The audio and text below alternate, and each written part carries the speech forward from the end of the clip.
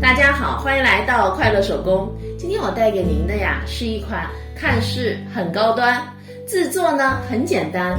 买还挺贵，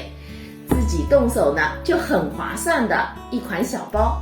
接下来我就把它的制作过程分享给您。这2份呢是小包的主体材料，面子1份，里子1份。我在面子的反面呢烫了60克的无纺衬，那它呢长度19厘米，宽度14厘米。这些呢是小包夹层的材料，这份材料呢一共是4份，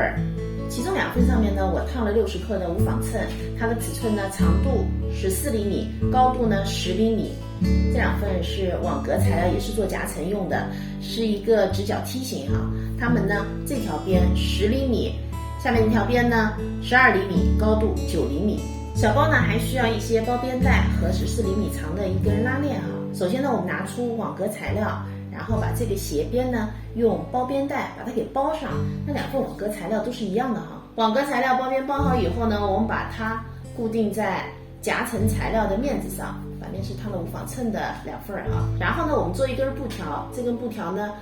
反面的毛边各烫进去5毫米，中间呢放上布用双面胶把它给烫死，然后我们盖住网格材料，然后在这布条的2边呢各侧一条窄边。这个布条离这个毛边的距离呢是1厘米，咱不能车到头因为是要装拉链的。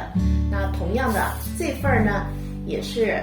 同样的做法，它俩的位置呢一会儿做好之后是这样子相对的。网格材料的这2条线车好以后呢，我又在这2边各车了1条线，这样子后期制作起来呢也方便一点。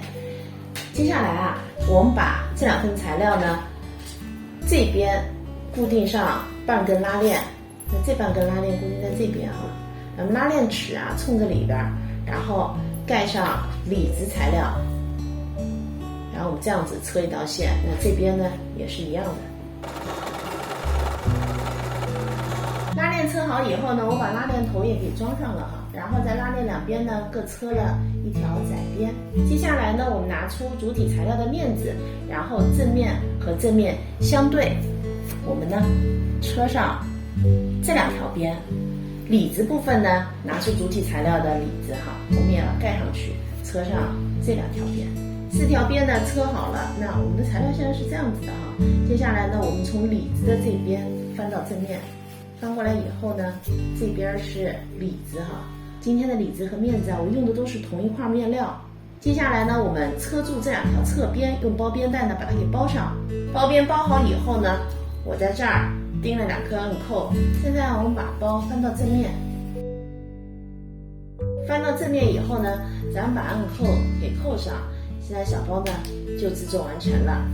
这期视频内容就是这些了，感谢您花宝贵的时间来看我的视频，记得要帮我点赞咱们下期再见。